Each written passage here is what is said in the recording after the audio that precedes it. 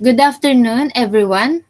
Let's begin our day with a moment of reflection. May I request everyone to open her camera? Now, kindly bow your head for a brief prayer and feel the presence of the Lord. Kindly lead us, Miss Marcin. Okay, let's pray. Heavenly Father, we thank you, Lord Panginoon, for this day. Guide us, protect us, give me knowledge and wisdom. Once again, Lord, we thank you. In Jesus' name we pray. Amen. Okay, thank you for that wonderful prayer, Miss Marcin. Now, we the, now that we started our day, let's greet each other. Good morning po. Good afternoon, BTP 2D. How's your day, class? Did you eat your lunch?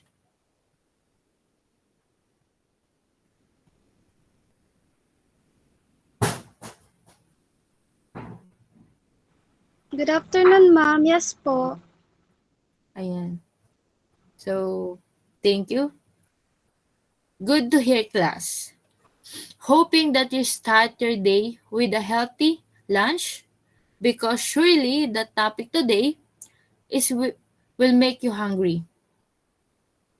But before that, let's check first the attendance. It's it's time to take attendance. When I call your name, say present. Jefferson Kimpo, Present po. Jerson Labingpuno,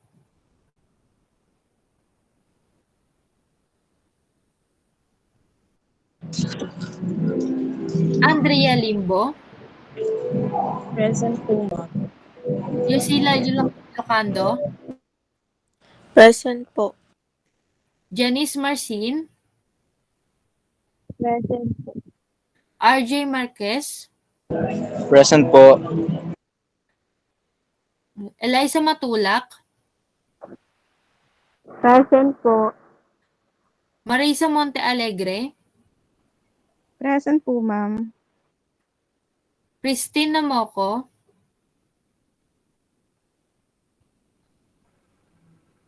Present po.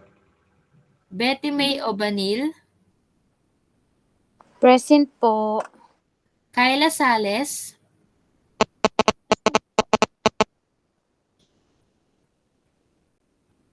Kyla Sales,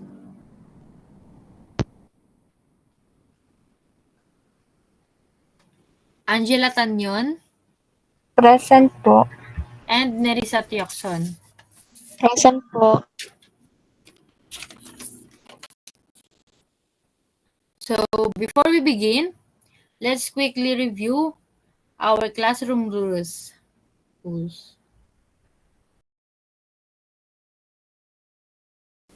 Now, let's review what we have learned yesterday. Could anyone remember the topic that I have discussed yesterday and tell me one thing about it? Yes, Miss Marisa. The topic that we discussed yesterday is about appetizer, and we talk appetizer is the smallest dish that we serve of before main course. Exactly, class. Appetizers are meant to stimulate our appetite before the main course. Can anyone of appetizer beside we discussed yesterday? What are the what are the examples of appetizers, class? Anyone, class? Yes, Miss Namoko.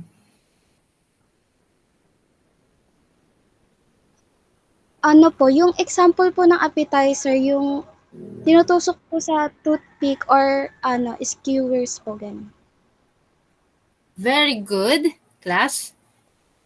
You still remember our topic yesterday. So, let's continue to our motivation. Our game is titled Hangman. The game rule, Hangman is a two or more player guessing game.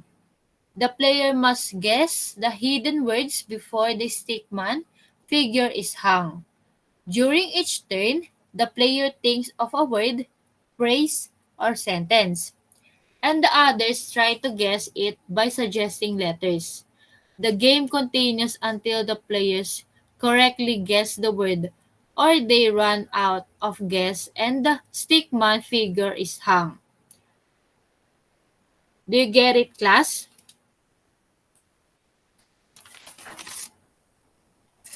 Yes po. Okay, we proceed to our game. Let us start the game. What is the first letter?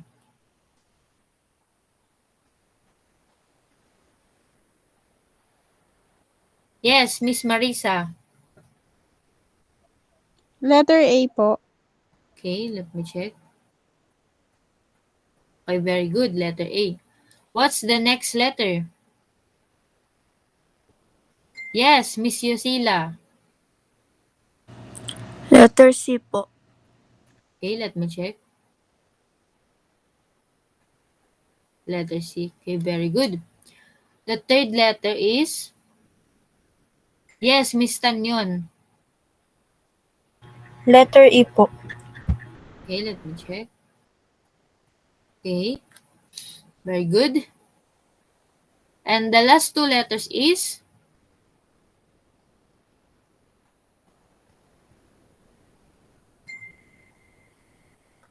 Yes, Mr. Kimpo. Letter P ho. P and? Letter N. Okay, okay, very good. Okay, class. Based on the quick game we play, can anyone in the class guess what the title of our topic is for today? Yes, Miss Marcin. Canopy po, ma'am. Okay, canopy. Very good. So for our general objectives, student will learn the basic principle of preparing and presenting canapes, include selecting appropriate ingredients, assembling and garnishing, while also developing her creative talent and presentation skills. So, for our specific objectives, kindly read Miss Marisa.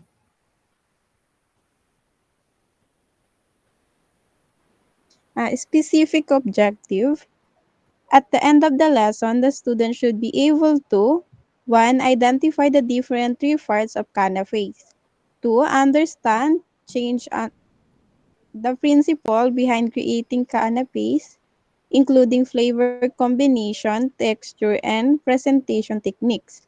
Number 3. Demonstrate the step-by-step procedure in making canape. Okay, very good. Thank you, Miss Marisa. So, what is canapé? Kindly read.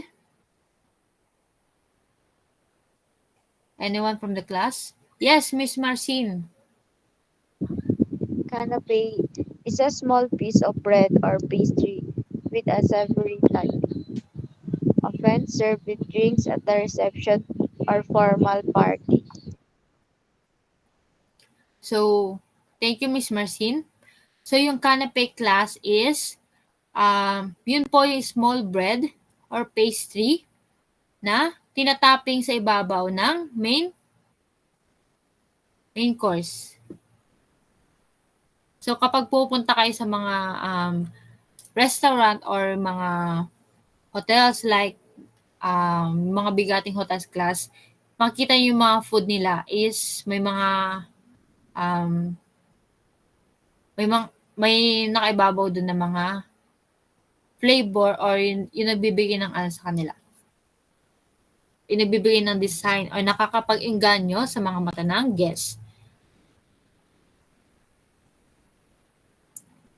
So, for the parts of canapé, Kindly read number 1, which is base. Anyone? Yes, Miss Marisa. Part of canapé. Number 1, base. The base is adding textures and stability. Okay. Class. Thank you, Miss Marisa. So, yung base po is yung nag-adding ng texture sa isang pagkain. And yun din po yung nag-maintain ng stability. Yun po yung nagko-control sa pagkain para hindi siya mahulog, hindi siya gumuho, ganon. Or yun siya yung nagbibigay foundation sa isang pagkain. So, number 2, kindly read the spread.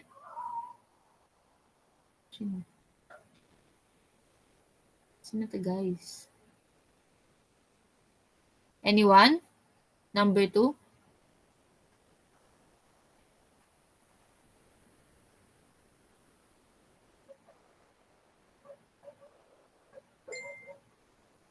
Yes, Miss Andrea Limbo. Number 2, spread. The spread add moisture and flavor while also forming a barrier. Ayan. Thank you, Miss Limbo. Yung spread naman, class, is nag-adds ng moisture and flavor sa isang pagkain. And also forming a barrier. Kung kunyari class, yung plate or yung plato, may kunyari yung base nyo is ano ba? Yung base nyo is bread. Yan, bread. Then yung spread is yung flavor or yung mga icing. Or kung kunyari gagawa kayo ng cake or cupcakes, ayun yun yung nasa ibabaw ng base. Then yun din nagpo-form ng barrier para sa inyong canapé. And number 3, kindly read garnish. Anyone?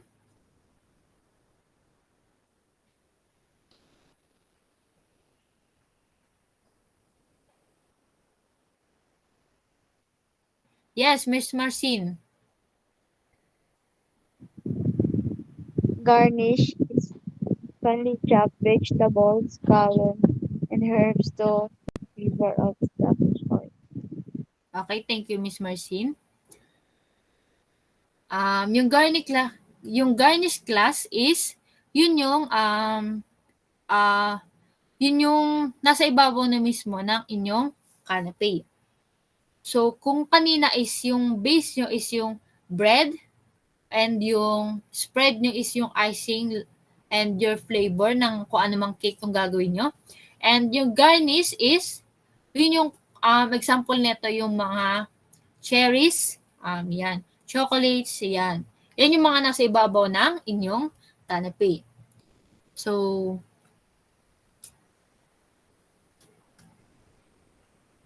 again, class, what is canapé? Or what is the meaning of canapé?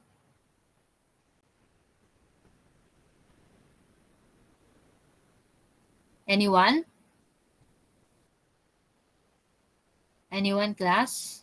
What is the meaning of canapé? Yes, Mr. Marquez. It is a kind of starter po sa food, and then mostly sa mga restaurant is decorative tong food na ito. Okay, very good, Mr. Marquez. So, for the next questions, what are the 3 parts of canapé? What are the 3 parts of canapé? Anyone? Yes, Miss Tanyon. The 3 parts of canapé is base, spread, and garnish. Okay, exactly. Thank you, Miss Tanyon. Do you understand, class, the lesson for today? Yes, Yes, or no? ma'am. Okay. Any clarification, class? None po, ma'am. Okay, none. Very good. Okay, class.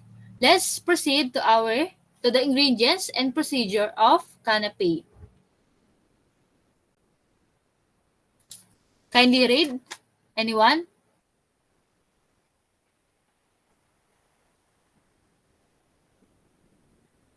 Yes, Miss Matulak.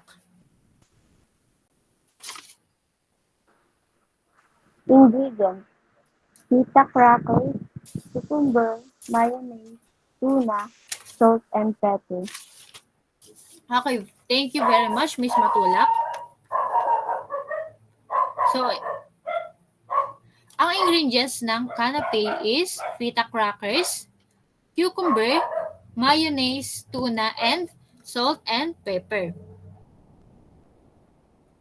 So, for the procedure class, kindly read the step 1.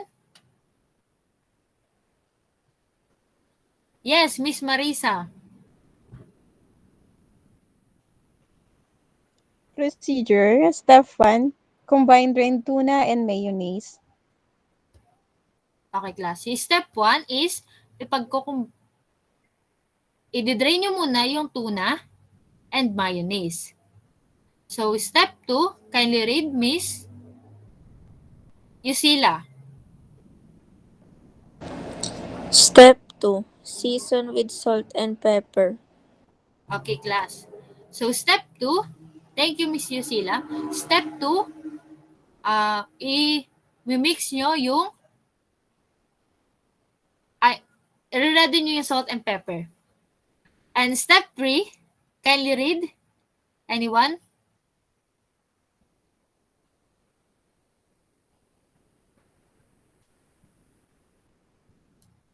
Mr. Kim po.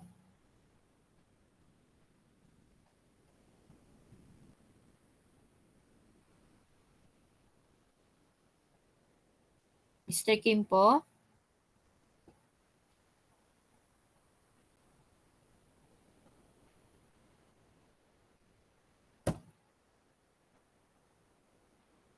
Okay, Mr. Marquez. Step 3, mix well. Mix well. Ayan. So, pagka i-mix well nyo na yung salt and pepper and drain nyo na tuna and mayonnaise.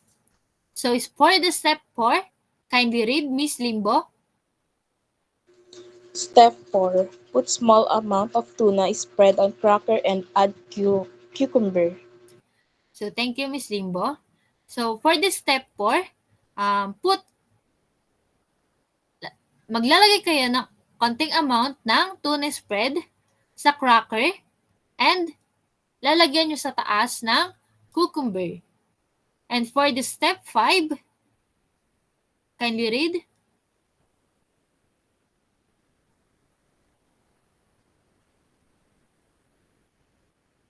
Okay, class, ako na lang.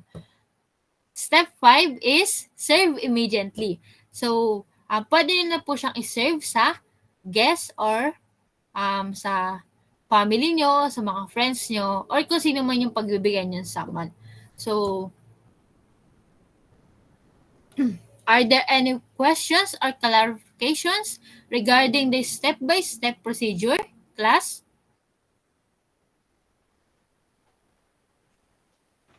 None po, ma'am. Okay, very good. Okay, since you have no question, let us proceed. Okay, class, kindly watch this video for a while to see how the procedure to make a canapé. Cut.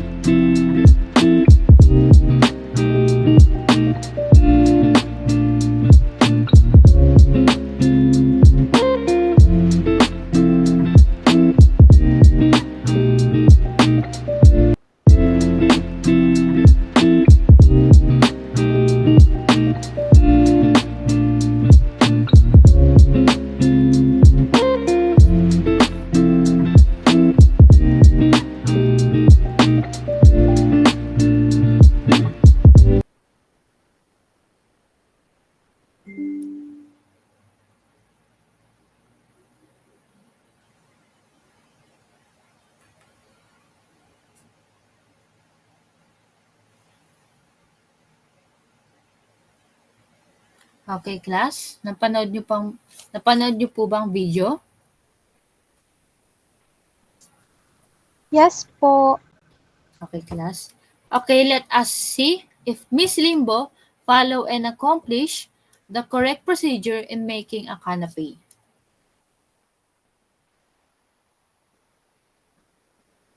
So, first application is gathered all materials.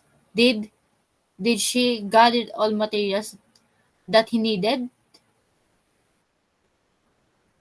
Yes, Miss Marisa. Yes po, based po sa video, Miss Limbo gathered all materials that need in canapé. Okay, thank you, Miss Marisa. So, number 2. Did did you com- did she combine drained tuna and mayonnaise? Based on your observation, class.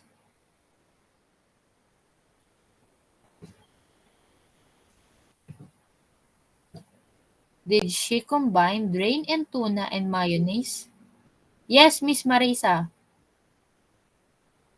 Yes po, based po dun sa video, ginawa niya naman po yung step or yung application number 2.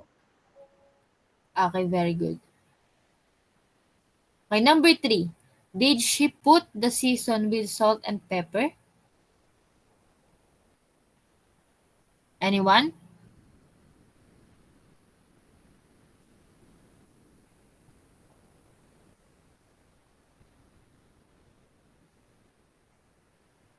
How about Miss Namoko? Yes, ma'am. She gathered all the she put salt and pepper po. Paper. Okay, thank you. Okay, number 4. Did she mix it well? Miss Yusila?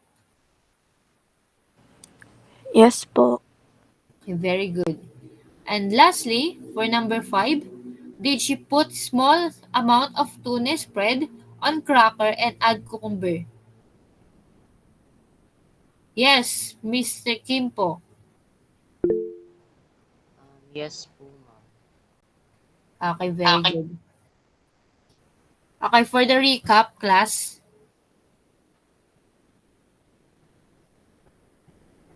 Do you have any question regarding our discussion, class? Anyone?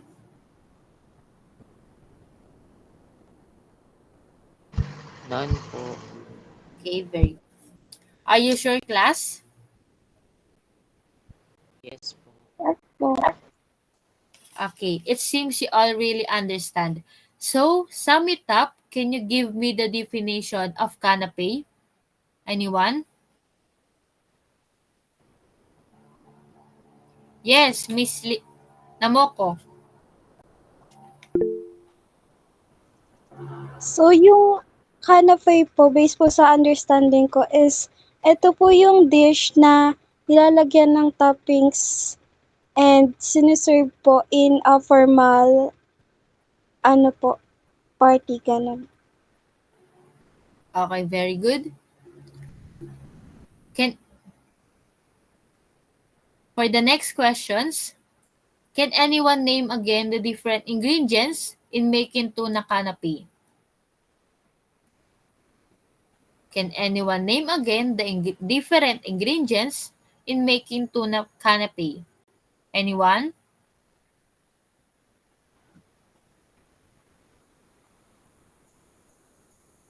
Yes, Miss Marisa. The ingredients po is pita crackers, cucumber, mayonnaise, tuna, and salt and pepper. Okay, very good, Miss Marisa. And for our evaluation class or quiz, or for your quiz, kindly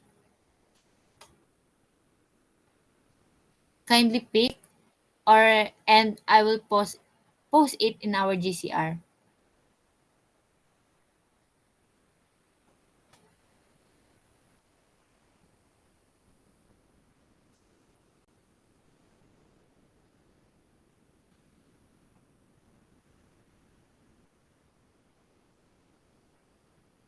And for your assignment class, the assigned group will bring her ingredients for canapé, including her complete cooking outfit. So,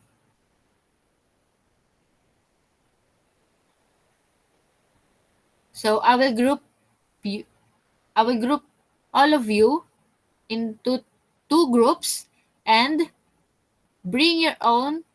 I bring ingredients of tuna canapé, including your cooking outfit. So,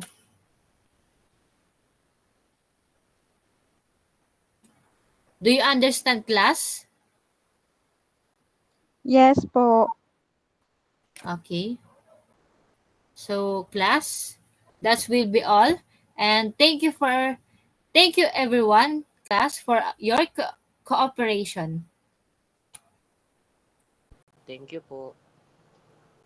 Have a Thank you nice po, day, ma'am. class. God bless.